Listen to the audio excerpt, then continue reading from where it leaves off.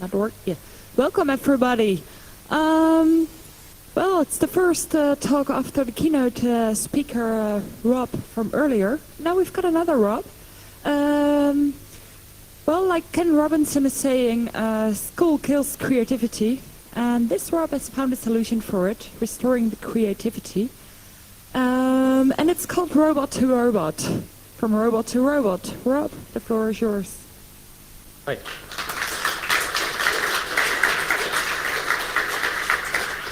Thank you. Can everyone hear me okay? Is that wave at the back? You can hear me. Excellent. Thank you. Hi. Yeah, I'm Rob. I'm a PhD student at the University of Southampton at the moment. But in my other spare time, I work on this project called Student Robotics. And I'm going to tell you about that today. But first, I'm going to take a bit of a short detour, really to sort of justify why this kind of project is important and why I think everyone here should be thinking about getting involved in projects like this. This detour is going to involve banks, somewhat weirdly. So probably everyone here is familiar with that film, hopefully. But you're probably more familiar with the term hacker and what it means. But you're probably more familiar with what it means to you and probably what it means to the media. But I've become very aware that this term means different things to different people.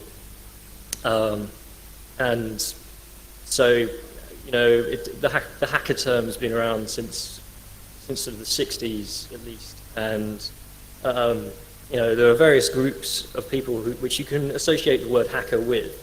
But they all have very different views and ideas. I mean, CCC probably has quite different views to the Homebrew Computer Club, just looking at who came out of that, and so on. And there are loads of hacker groups around the world, you know, hackerspaces and things.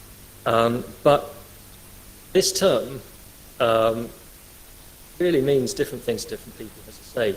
And to me, it means something. I think we can take all of the definitions that we see, and it really means just someone who is creative with the things around them, and that's what I'm going to use it for in this talk. Just really to mean someone who is creative, but it's still kind of distinct from hobbyist and amateur in certain ways. They kind of convey that the individual doing something isn't necessarily doing it particularly well, but hacker sort of has a different vibe to it, and it has an element of community and culture and things like that. But I think, yeah, looking at this room, we're definitely, you know, in that really small piece of this highly accurate pie chart. If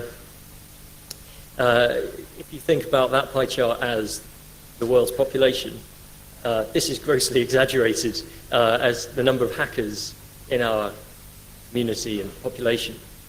And I see this as a problem, really, because it means that we aren't always thought of when we're trying to do things and trying to work with other people.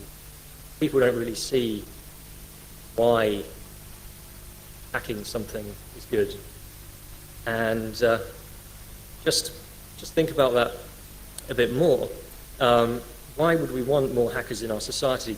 I'm sure a lot of you can answer this question, but I think one of the big problems that it solves is that creative people are good at solving problems. That's something that they do. But creative people are also good at creating problems you didn't even know you had, and that's something quite important, really. If someone solves a problem that you didn't actually realize you had, but you realize later that you did have it, then you've won quite a lot without having to do much. Which brings me to banks. As you know, banks are these fountains of paperwork that, and bureaucracy, and they store our money for us. But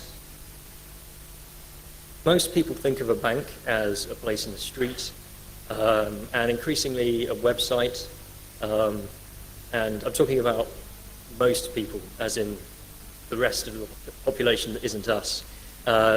They just put their money in, they'll look at the interest rates and so on, maybe, and they'll spend their money and rack up debt and credit, whatever. And they don't really see it as more than that. They kind of see the bank as a static thing. It's got all the features they need. They don't realize that it could do more, or they could do more with it. So I'm quite interested in my bank having an API so that I can work with it in a creative manner. And I think lots of you will know what an API is, an application programming interface. But just to be clear, I mean a bank API here is something where I have my bank and I can communicate with it from a bit of software or something, probably over the internet or some network, and do stuff with my bank. All the things that I could do when I'm standing in my bank and more. Get events and stuff when things happen. And one of the big problems that I have when I'm trying to convey this to people who aren't in this room is that they don't understand. Why would your bank want to have this thing? Why would you want to interact with your bank using this API? And so normally I just kind of go, well, it might make doing my finances a bit better, or I could find out my bank balance much more quickly. And they go, well, that sounds kind of good, but I don't really need that, and you don't need this. And to them, it's just ATM in the street, and that's it. It's not, and it's very difficult. I found it very difficult before to try and convince someone that they really wanted their bank to have an API. I mean, for example, my mum doesn't think she needs her bank to have an API, but that's because she probably wouldn't use it directly. She wouldn't use it with a program that she's written or something like that. And so until a few weeks ago, this sort of argument kind of just stopped there, really. But then I came across these sets of wallets, which you might have seen, which are called, they're made by a guy in MIT. They're called the proverbial wallet. And this one gets harder to open the less money you have in your bank account. So, so it gives you the kind of idea is that it gives you a sort of tangible physical interface to what's now more of an electronic situation. And he's got a couple of other ones as well. This one just vibrates when there's an electronic transaction that happens in your bank account. So, you might develop a sense for when some dodgy stuff is happening with your money or something like that, just to give you more of an idea of when you're spending. And I think this one is the weirdest one. This one inflates the more money you have in your bank account to attract potential mates.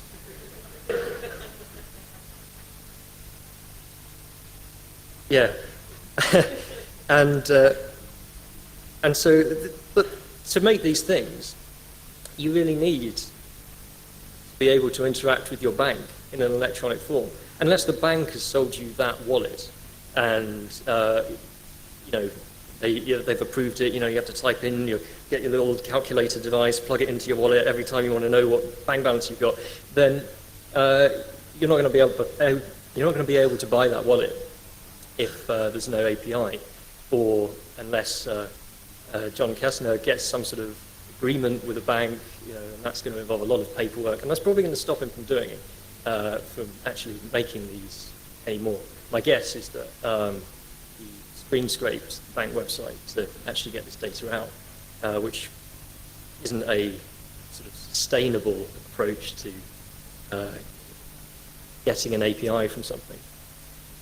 But I think that this really kind of shows that there are things that you can do with things that don't initially look like there's a space of creativity on top of them. And the people who are providing a service who say, no, we're not going to provide you with an API, we're not going to allow you to do these things, they're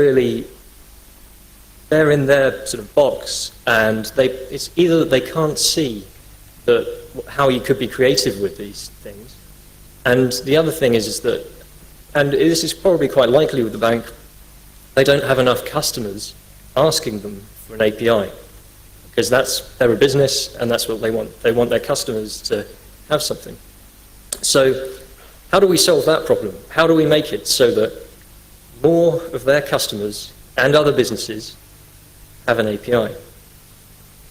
So the general point is that there are bits of technology which we find uses for, which the manufacturer didn't.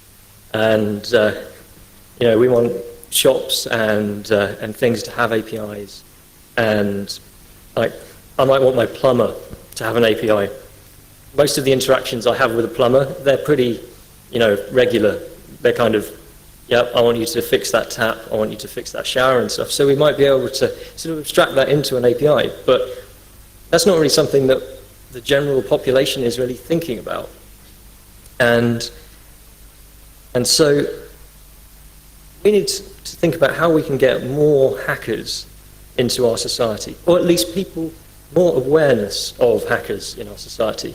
How we can get people to be aware that systems can be hackable, as in you can create on top of systems that are already there. And even if they need to be aware that even if they can't see a way of hacking this thing, someone else probably can. There are a lot of people in the world, and they can think of a lot of things. So, yeah. And what are the reasons that we have only a really small number of hackers today? Why? So I think one of the major reasons is resources, access to tools, things like that. I think a lot of us wouldn't build a lot of the things today that we build today if we didn't have a particular tool. To a man with a hammer, everything's a nail, that kind of thing. And these projects, like RepRap, MakerBot, and Arduino, and things like that, make it easier and cheaper. That's the essential thing here. Cheaper for people to actually get hold of resources that they can use to become creative with. And that's all well and good, and these projects are doing good work in that area, and there are loads of other projects around things, and it's pretty much solved in software with free software. That's done. But it's really beyond the software and the hardware that we have to think now, I think. And I think that we have to look in education. If you think about it, when did you become a hacker? If you think you're a hacker. And my bet is that it was after you left school. Maybe when you were at university, you started to think you were sort of a hacker, maybe, or become creative at least. And I think that this really shows that the education system itself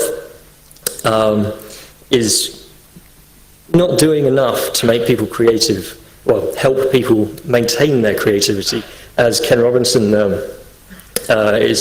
talks about in his books. This quote really kind of sums up his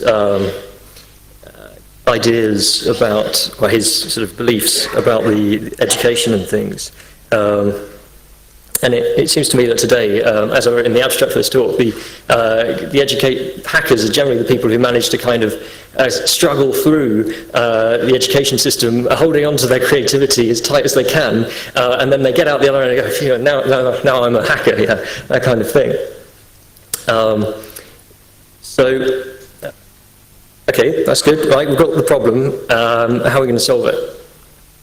So, when I was 17, I went to college in Cambridge with a couple of the guys down here, and there was a robotics group at my college, and there aren't many of those in the UK at that sort of age. And that was really quite an interesting thing.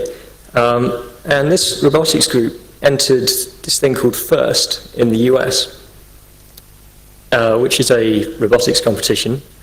And we flew a long way to New York to play this game with a robot that we built. A robot that we built in 6 weeks. A robot that we built in 6 weeks during our exams. Yeah, enough said. And first give you 6 weeks to build your robot. And it just so happens that their 6 weeks overlap with the A-level exams in the UK. And that's really a problem, okay? And that costs quite a lot of money. There were probably about 20 of us in total who went across to New York, and taking 20 people to New York and back, and putting them in a hotel and feeding them, and so on and so on and so on, cost quite a lot of money. And that was we had to raise that, through the sort of standard student raising mechanisms, like parents and sort of random things, like barbecues or whatever. And so that was difficult. And to make it even more challenging, FIRST has a $6,000 entry fee, which isn't small. But in the US, things are quite different there, it seems, because they get a lot of corporate sponsorship and stuff like that. They've got like 2,000 teams or something, which is remarkable. It is an amazing competition. But after all that, we went over there with our crappy robot. It wasn't so crappy when we left. It had this massive sort of forklift arrangement on the front of it, but we had to take it off because it was too heavy. So, but despite all of these problems, the group of us who went had an amazing time. The whole event was like a sporting event, an American sporting event, so it's massively hyped and so on. There are cheerleaders at a robotics event. And this was something, I'm from the UK, this isn't the sort of thing you normally see. It's very strange, but also excellent. And this really changed my ideas about what I wanted to do in my future. I was going to do a maths degree, and I did an electronic engineering degree, and I think that is pretty much as a result of doing this competition. So Jeff and Justin here and I went to Southampton Uni together, and the text in black, you can't read it. And we did the same kind of thing with a group of 17-year-olds and took them to Toronto in Canada, and that's Canada, by the way, and flew a similar number of miles with them and had to do the same sort of fundraising experience and things. And that probably cost something like £25,000, something like that for a group of 20 people, something of that magnitude. And that's quite a lot of money to have to raise for a single event that's going to last 6 weeks, that's over your exams. So that was kind of okay, but start to think, can we do better? Can we solve this in some way? And I think the answer is yes. So we decided that we were going to have our own robotics competition here, and it was going to have to be cheap, and the robots would have to be autonomous. And first, they're just remote control, and we'd need more time for building robots so that it was less vulnerable to sort of random events in the education regime. And it was at this point that Steve here got involved, and Steve and I really sort of started the group up with Howard Buck, who's not here unfortunately, and got this group going at the University of Southampton again. And what we knew was that we need some kind of source of money, and that seemed like a big problem. But then Steve got involved and talked to some people in a nice way, and then the Motorola Foundation sort of came up to us almost out of the blue, I think, and they said, "Hi, we'd like to fund something that's a bit like FIRST in the UK." Yes, excellent. Okay, please give us your money. Yeah, they got involved, and over the last few years, we've developed a couple more sponsors. Obviously, the University of Southampton was kind of giving us resources and things, but they've also funded a couple of internships now and things like that. And Bitbox have given us some sort of free hardware assembly and things like that. And just in case I say sixth formers beyond this point, they're 16 to 18-year-olds. I'm not sure if they're entirely unique to the UK, but it just means students in education who are between 16 and 18 years old, really. Okay, so this is some of our group, probably most of it, minus a couple of people. And these people, plus or minus two, are all university students, be it PhD students or undergrad students. And this entire project is run by students. And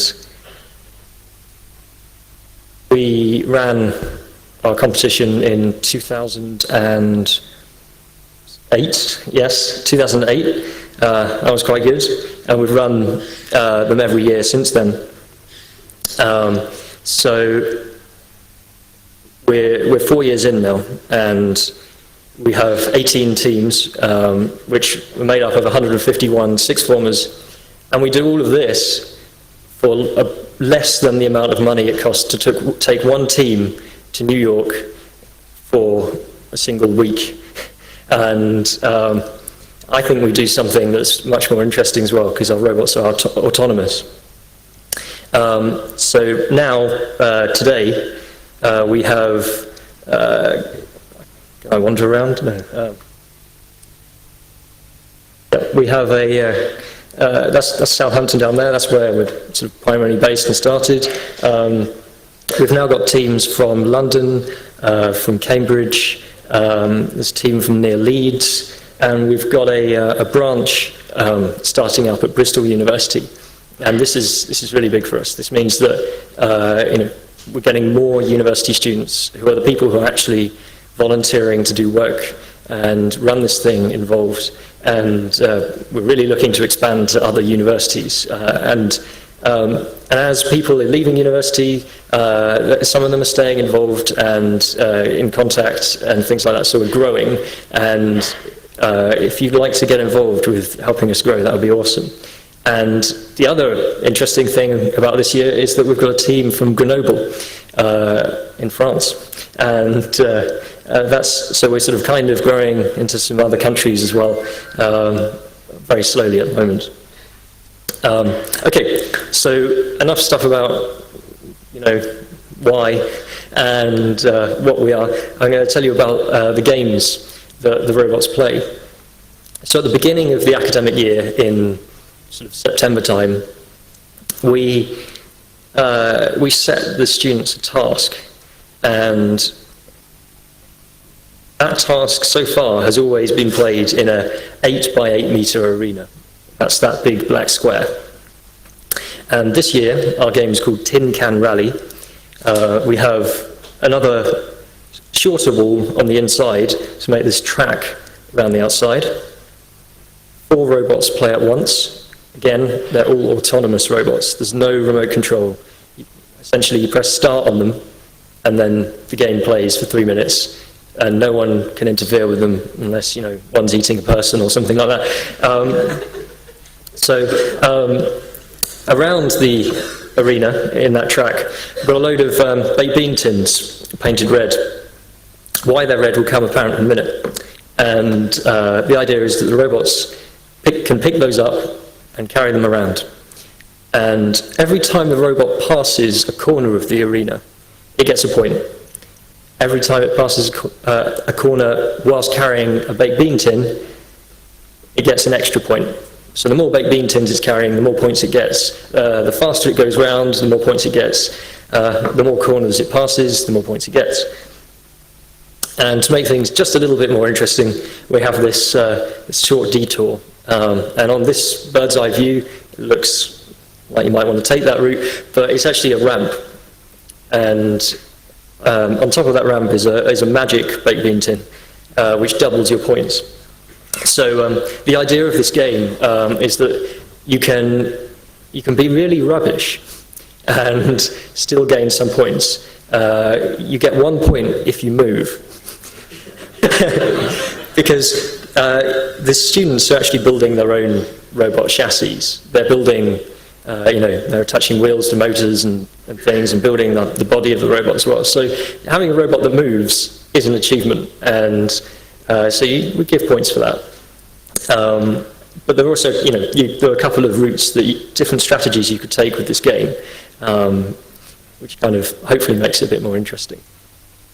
Ah, yes, and there's a little black line on the ground which you can use to determine when you're coming up to the ramp. So we give teams hardware in the form of an electronic kit that we've designed. We give them software, which we've also we've taken from free software sources, and we've written our own as well and mixed those together. And most importantly, though, we give the teams guidance. We call it mentoring.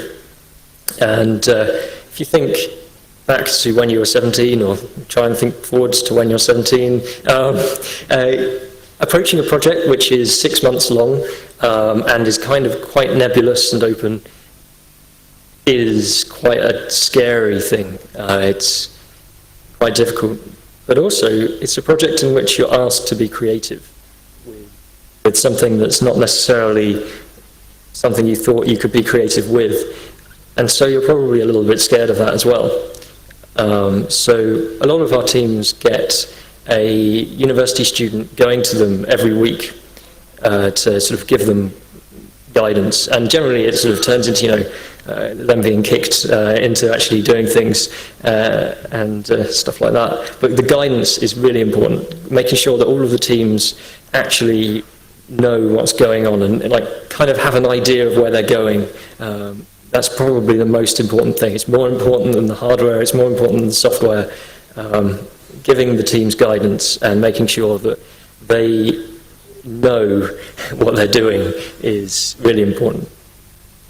Okay, so I'm just going to talk about our kit now. So we've kind of, in general, had 2 versions of kit. The one that we first shipped and sort of kind of shipped in various modified forms for the last 3 years ran on these things, which many of you might have seen, the NSLU2 Linksys boxes. And they just have an ARM chip in, quite a slow one. They don't have much RAM, something like 16 meg or something. And this is what all the students' code is running on. And then we gave them this other hardware that we designed that plugs into that. I won't go into what those are because I'm going into what this new kit is in a minute. But we kind of gave that to them. By the way, if you're working with people, never give them electronics that isn't in a case. That is just a recipe for disaster, especially one-off electronics that is quite difficult to get manufactured again, and when the people repairing it are volunteers. So and even though we had a lot of, we have standard engineering problems with our kits and stuff, the teams really still managed to build things with it that are quite cool. And this is by far our favourite robot, even though it was actually quite poor at doing the challenge. The challenge last year was to pick up the red cubes. The blue ones gave you negative points, and the red ones gave you positive points. And the idea was to just get them in your robot by the end of the game. And so this robot has two pincers on the front of it, and it tries to grab the token, lift it over its head, and let go of it so it drops into the bucket behind it, with extremely varied success. And hopefully, I've got a very, very short video which might work. We'll see. And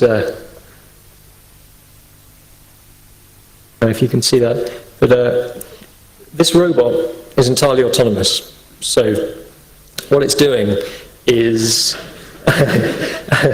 and unfortunately I don't have a video of the best bits where it just manages to get the red block, lifts it up, lets go, and then it falls forwards. And the whole crowd in the room, even though they were on other teams and stuff, were fully behind this robot, and they were trying to get it to just will it to get this red block behind it. But try as it might, I think it got a few. It was in the final. Okay, excellent.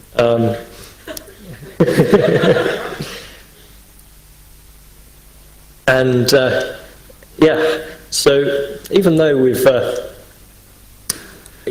so with our kit we could build things that worked, and but kit 2, which we're in the process of shipping now, is based on the BeagleBoard, which some of you might have heard of, which is a open hardware project run by TI, which has got a ARM A8 in it, which is the same processor as in N900s, and it's pretty good. It's got quite a lot of RAM, it's got quite a lot of flash, it's got USB, and crucially for us, it's got video out, and it's reasonably cheap.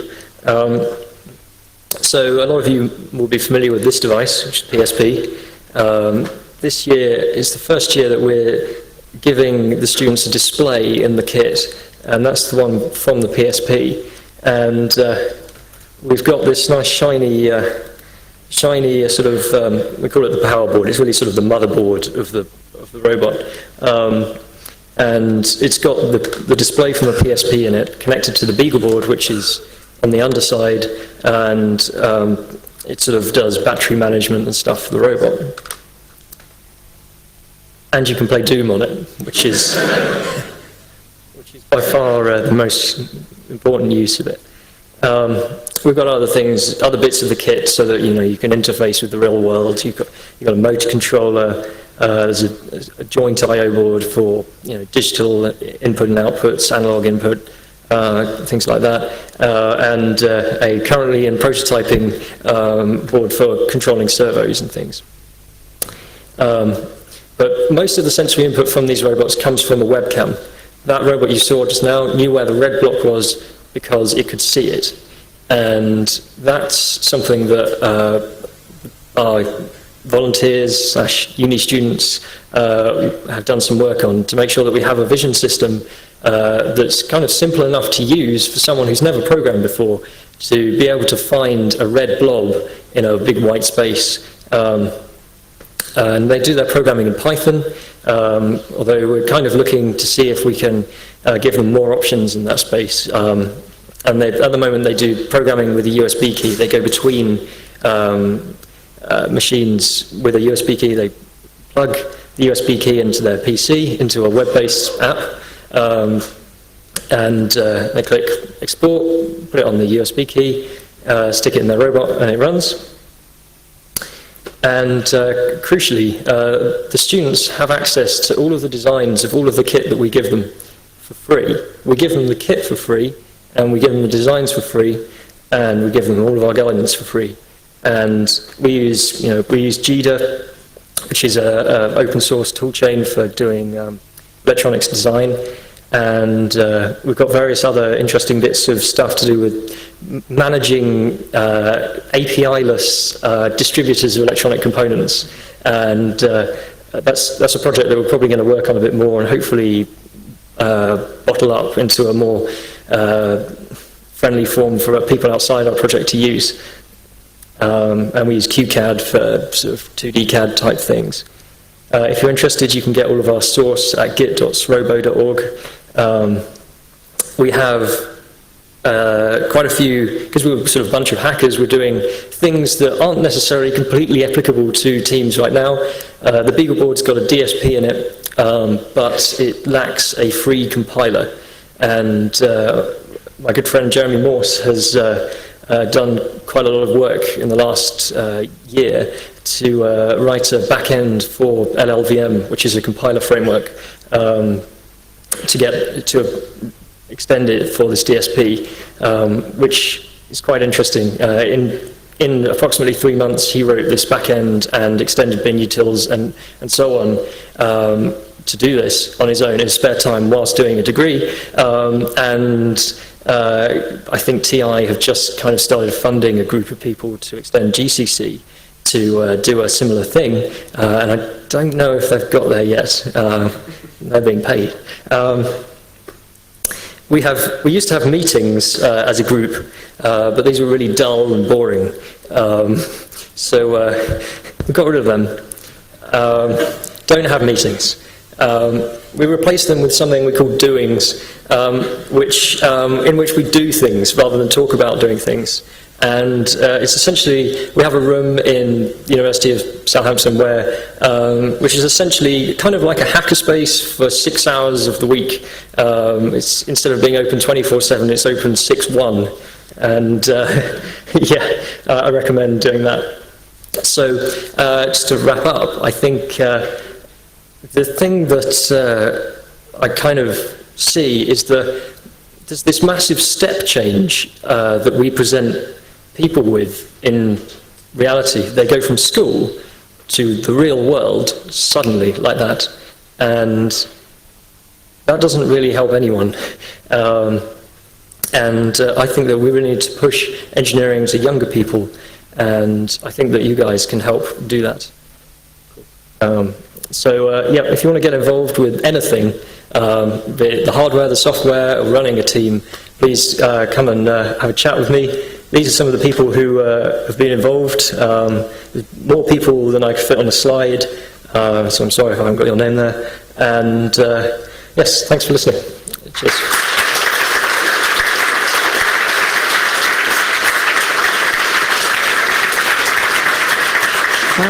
Thank you so much, Rob.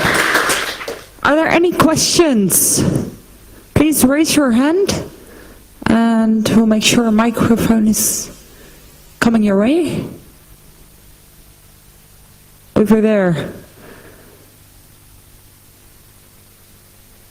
Hey, that was awesome, especially when you talk about education and Ken Robinson and kind of linking the whole thing. Actually, when I was in college, I hated it, really, because it was a lot of rote learning in computer science and stuff, and I always used to hate it. And right now I'm involved with a hackerspace in Ireland, and it's amazing. But what's the biggest challenge you face in kind of growing up the community and getting students involved? Like, how did you pitch it for universities, for sponsors, for... Yeah, that's an important question. And it's becoming increasingly important as we grow. The thing is targeting it to university students is a different challenge to targeting it to sixth formers, which is a different challenge to targeting it to teachers, which is a different challenge to targeting it to sponsors as well. And being a voluntary group who most of us want to spend our time working on software and hardware and hacking, but we still have to and what I'm beginning to realize is that I have to spend more of my time working on sort of encouraging people to get involved in our group through various means. And at the university, we've tried various approaches. Like, we give some talks at the university about things that we use, like tools, like I give it's turning into an annual talk about using sort of Git, the version control system, and we have a few other talks, hopefully, around that kind of thing. And that makes just great, generally raises awareness about us. I think that's probably the best thing that we can do, is just gradually raise awareness and do the occasional sort of PR stunt. Does that answer your question? Yes, any other questions? Yes, over there.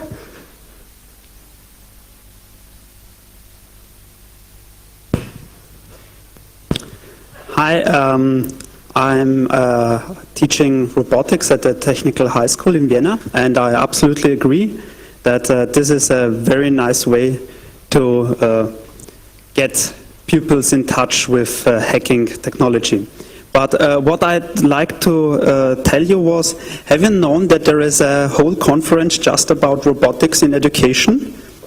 You should present your project there. Which one? It was this year in Bratislava, and next year it is in Vienna. It's called Robotics in Education 2011. No, I wasn't aware of that. We'll have to go. Yeah, and I can give you the URL afterwards. And, awesome. Please do. Yeah, you should really present it there because it's such a wonderful project. Thank you. Any more questions over there? Hello. Just a question. Here you just tell how you want to raise the interest or the creativity of the people. How do you get the people to join the project? I had the expression that most people are bored by technique. I'm working at a technical university, and I know that's strange, but I think it's a chicken and egg problem, because we have people growing up in education, who aren't really aware of technology or of the things that you can do with technology. They're only at a consumer level, they kind of know what they can do, but they don't know how to hack. And we really want to recruit hackers, and that means that we have to create the hackers that we want to recruit. And yeah, it's cyclical, and we just kind of have to hack away gradually, I think, until we get to a point where maybe, hopefully, we don't have to do it as much, or at least we're doing it to a sufficient degree that there are those people around and interest in technology and hacking. Sorry, maybe I wasn't clear enough. So how, where do you find the people? How do you talk to them? Hey, come to us and join us. And how do you address the people that are not very interested at that time? The university students or the sixth formers? Everyone. Well, with the sixth formers, it's generally through their teachers and through their schools. By building up relationships with the schools, we find, and you kind of have to look at each school kind of individually, and because they each have their own way of going about things, and some find it easiest to like have registers and things like that, and just putting a flyer in each of the registers kind of gets people to know about it a bit, and some people will join just from that, but then people will join through their friends, and that's actually how I joined the robotics group at the college I went to. I didn't want to join it at first, and then my friends nagged me until I did. So I think, friends is a good one, and at university, it's pretty much the same. Again, it's raising awareness, and at the moment in the university, we kind of find the people who have already got most of the skills that we need, which is difficult, considering they've just come through, they've basically just come out of the education that our target audience of competitors. Yeah, it's difficult. It will be the last question. Yes, over here. I'll come to you.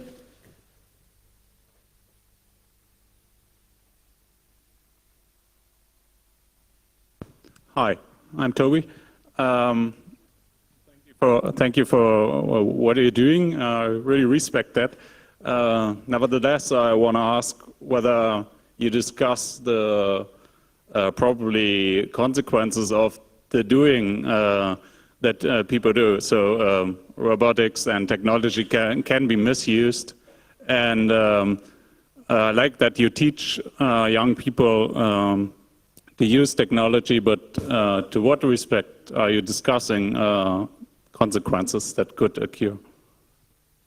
Okay, so with the sixth formers themselves, we work really at they get quite a high level. Most of them get a very high level interface to the hardware, because they've never programmed before, and they've never done the electronics, they've never used a saw, this kind of thing. And I